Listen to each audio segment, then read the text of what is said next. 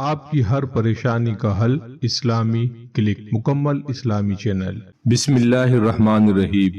امید ہے ہمارے تمام ہی دیکھنے اور سننے والے دوست اور احباب خیر و عافیت کے ساتھ ہوں گے۔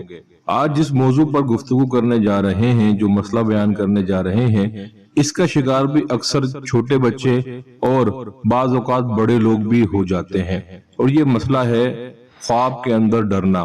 عموماً بچے سوتے سوتے چونک کر اٹھ جاتے ہیں، خواب میں بار بار ڈر جاتے ہیں اور ان کی نیند خراب ہو جاتی ہے۔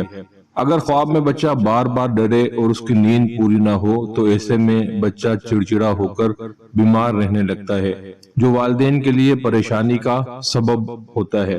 اسی طریقے سے بعض ہمارے دوست، ہمارے احباب اور ہماری بہنیں بھی بعض اوقات رات کو سوتے ہوئے خواب میں ڈرنے کی عادی ہو جاتی ہیں۔ خواب کے اندر ڈرنے کی مختلف وجوہات ہوتی ہیں۔ بعض اوقات انسان اعصابی بیماریوں کی وجہ سے بھی خواب میں ڈرتا ہے۔ بعض اوقات کھانے میں، خوراک میں کوئی ایسی چیز کھا لی جائے جس سے ایسڈ پیدا ہوتے ہوں تو وہ بھی خواب میں ڈرنے کا سبب بن جاتے ہیں۔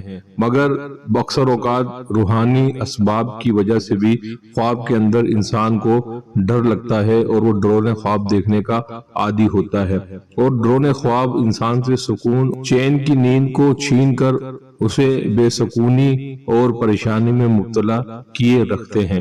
آج ایسے ہی اپنے تمام دوست احباب کے لیے اور ان والدین کے لیے جو بچوں کے خواب میں ڈرنے کی وجہ سے پریشان رہتے ہیں، ایک نہایت ہی سہل اور مجرب وظیفہ لے کر آئے ہیں۔ جو کوئی ایسے دوست احباب جو خواب میں سوتے ہوئے ڈرتے ہوں، یا بچے اگر چھوٹے ہوں اور خواب میں ڈرتے ہوں، تو انہیں چاہیے کہ رات کو سونے سے پہلے 21 مرتبہ یا متکبرو یہ پڑھ کر اپنے اوپر دھم کر سو جائیں۔ انشاءاللہ تعالی اللہ تبارک و تعالی کے اس اسماء مبارک کی برکت سے آپ کا خواب میں ڈرنا بند ہو جائے گا۔ خواب میں ڈر کسی بھی وجہ سے ہو، چاہے اثرات کی وجہ سے ہو، یا روحانی معاملات کی وجہ سے ہو، یا نظر بد کی وجہ سے ہو، یا اور کوئی وجہ ہو، انشاءاللہ تعالی آپ خواب میں ڈرنا چھوڑ دیں گے۔ اللہ رب العزت سے دعا ہے جو کوئی ہمارا بھائی بہن اس وظیفے کو اختیار کرے، اللہ انہیں اس میں کامیابی عطا فرمائے، آمین۔